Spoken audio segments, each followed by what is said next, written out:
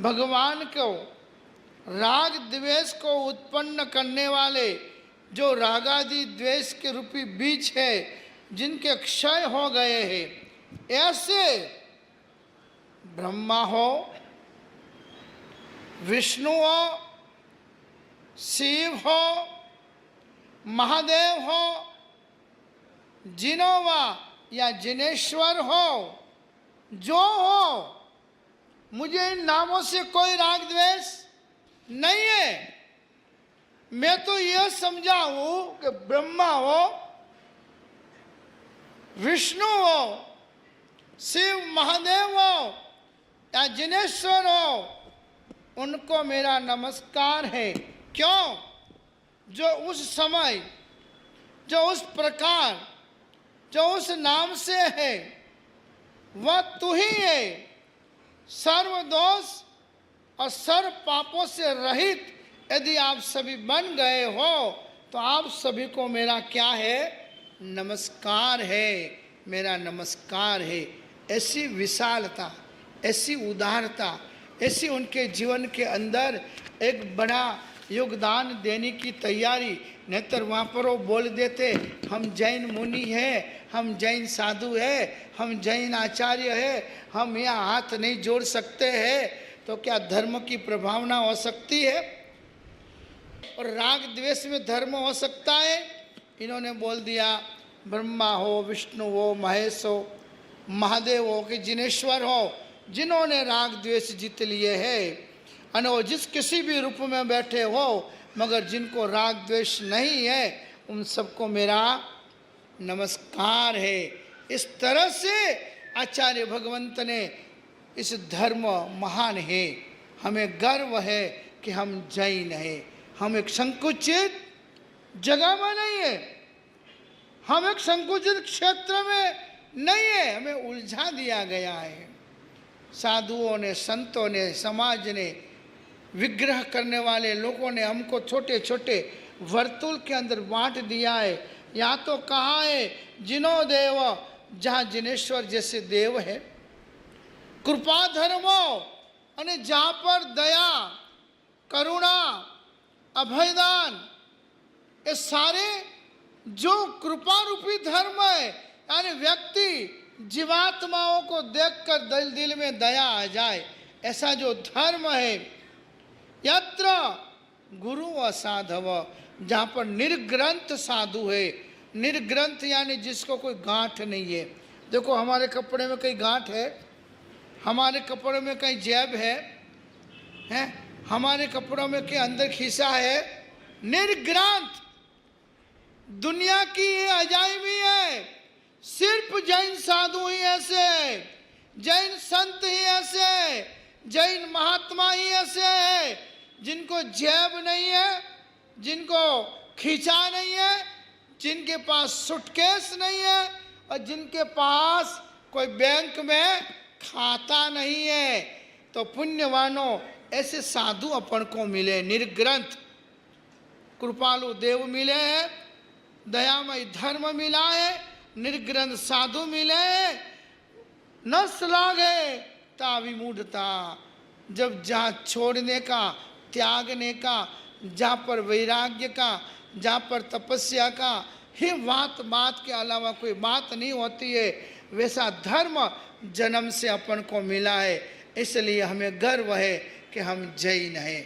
हम कोई चीज़ के लिए लड़ने वाले नहीं हैं, हम कोई चीज़ के लिए अड़ने वाले भी नहीं हैं, हम कोई चीज़ के लिए टकराने वाले भी नहीं है। हमारा तो एक ही है, मिट्टी में सब भूयेसु वैरम मज्जना, क्या नहीं। हमारा तो सूत्र एक ही है, संसार में जितने भी जीवात्मा है, उन सारे जीवात्माओं के साथ हमारा मैत्री भाव है, किसी से दुश्मनावट नहीं। इसलिए यहाँ पर कहा गया है कि कौन बुद्धिशाली ऐसा होगा जो ऐसे धर्म की प्रशंसा न करता हो, जहाँ रात्रि भोजन में पानी तक मुंह में नहीं डाल सकते हैं। सूर्य अस्त के बाद जैन साधु मर जाए, प्राण छोड़ दे, मगर मुंह से गोली तक दवाई तक नहीं ले सकते, पानी का बूंद तक नहीं ले सकते। और जैनों के उपवास नकोरे उपवास, जहाँ पर सूर्य उदय के 2-1.5 घंटे के बाद पानी, सूर्य अस्त के पहले पानी भी बंद हो जाता है। सिर्फ दिन में जहाँ तक हमारा सूर्यनाथ, सूर्य को क्या बोला है? दिन का नाथ बोला है। पुराण में लिखा है कि हम रात को पानी क्यों नहीं पीते? अष्टम गति दिवानाथ है। दिवस का नाथ कौन? सूरज। अष्टम गति दिवानाथ है, अपो अपि रुधिर मुच्यते। पुराण में लिखा है कि दिवस का नाथ ऐसा सूरज जब अस्त हो जाए तो अस्त होने के बाद अपो अपि रुधिर मुच्यते, पानी भी लोही कहा गया है। हम उस परंपरा को मानने वाले हैं। सनातन धर्म की बात भी हमारे जैन धर्म में उपयोगवंत मानी गई है, इसलिए हम लोग रात को पानी तक नहीं पीते हैं। भोजन की बात तो दूर रही गई है। और कोई लाख रुपया रख दे या कोई 50 लाख का चेक भी रख दे यहाँ हमारे चरणों में, तो हमारे कोई दक्षिणा नहीं होती है। वो चेक हमारे मंदिर में, हमारे ट्रस्ट में, हमारी संस्था में चला जाता है। हम निसंकी निर्ग्रंथी होते हैं साधु। ऐसे साधु, ऐसे गुरु, ऐसा धर्म मिला है, इसलिए हम गौरव है हमें कि हम जैन हैं। आगे अपन को बताया गया है कि देखो भाई, गुणवान पुरुषों के प्रति स्नेह और सद्भाव होना चाहिए। दुनिया में जहाँ कहीं भी गुणवान व्यक्ति हो, गुणवान पुरुष हो, तो उनके प्रति स्नेह होना चाहिए, सद्भाव होना चाहिए। यदि स्नेह और सद्भाव प्रकट नहीं होता है अच्छे लोगों के प्रति, त्यागियों के प्रति, वैरागियों के प्रति, दान दाताओं के प्रति, तो समझ लेना अपना मन धार्मिक नहीं बना है। दिखावा जरूर कर सकते हैं, मगर जहाँ तक सद्भाव और सम्मान गुणवान व्यक्तियों के प्रति नहीं आता, वहाँ तक हमारे मन में धर्म, हमारा मन धार्मिक नहीं बना है। निमित्त जड़ हो या चेतन हो, उसकी कोई बड़ी महत्वता नहीं है। हमारे मन में शुभ भाव कौन ला सकता है, उसकी बड़ी महत्वता है। इसलिए पुण्यवानों समझ लेना चाहिए कि कोई भी आत्मा, कोई भी व्यक्ति इस संसार के अंदर दोष रहित गुणवान नहीं मिलेगा। कोई भी व्यक्ति, कोई भी आत्मा, कोई भी साधु दोष रहित गुणवान कभी नहीं मिलेगा। समझे? कुछ बड़ा संत होगा, बड़ा आदमी होगा, उसमें कोई ना कोई दोष तो होगा ही। इसलिए दोष रहित गुणवान संसार में कहीं नहीं मिलेगा। तो कहीं भी किसी में कोई दोष देख लो ने, तो उस दोष को मत देखो, उसमें रही हुई अच्छाई, उसमें रहे हुए गुण, उसको देख कर सोचो, हो हमें गर्व है, हमारे धर्म में ऐसे दान दाता है, ऐसे त्यागी है, ऐसे तपस्वी है, ऐसे देश के लिए नौछवार करने वाले लोग भी है। इसलिए अपन को जीवन के अंदर बनना हो तो गुणानुरागी बनना है, और नहीं बनना है तो क्या बनना है? तीव्र राग द्वेष से पाप नहीं करना। कोई भी संसार में रहते रहते करना भी पड़े न, तो तीव्र राग द्वेष से पाप नहीं करना। पाप को पाप मानना। क्या करना? पाप को पाप मानना, और पापाचरण का दुख होना चाहिए, मैंने ये गलत कर दिया है। और पापाचरण का दुख करने का जो कोई संदेश देता हो तो जैन धर्म देता है। इसलिए भगवान ने कहा, अपोसी होई बंधो। सावक के आत्मा को कर्म का बंध अल्प ही होता है। इसलिए पुण्यवानों, पाप त्याग का आदर्श बनाओ। आदर्श कौन सा बनाना? पाप त्याग का आदर्श बनाओ। और पाप त्याग का आदर्श तब बनेगा जब धर्म के प्राण दो बताए हैं। धर्म के प्राण दो बताए, विवेक और औचित्य। कभी भी विवेक को मत भूलो। वडील है तो वडील का सम्मान संभालो, वडील का बहुमान करो। कभी कोई उनको कहने का आवे ने तो डायरेक्ट जाके उनका इंसल्ट मत करो, डायरेक्ट जाके उनको ऐसा मत बोलो कि वडील को मन के अंदर ठेस लग जाए कि क्या समय आया है, मेरे पोता जैसा लड़का मुझे ऐसी बातें सुना रहा है। इसलिए धर्म का प्राण विवेक है, विवेक को जिंदगी में मत भूलो। और औचित्य, औचित्य यानी वडीलों को आगे रखो, अपन को पीछे रहना है, वो औचित्य है। मगर अपन औचित्य भूल जाते हैं और विवेक भी भूल जाते हैं। मौका मिले तब जो आया जिससा आया वैसा किसी को भी बोल देते हैं और अच्छे अच्छे आत्माओं को अपन धर्म से विमुख बना देते हैं।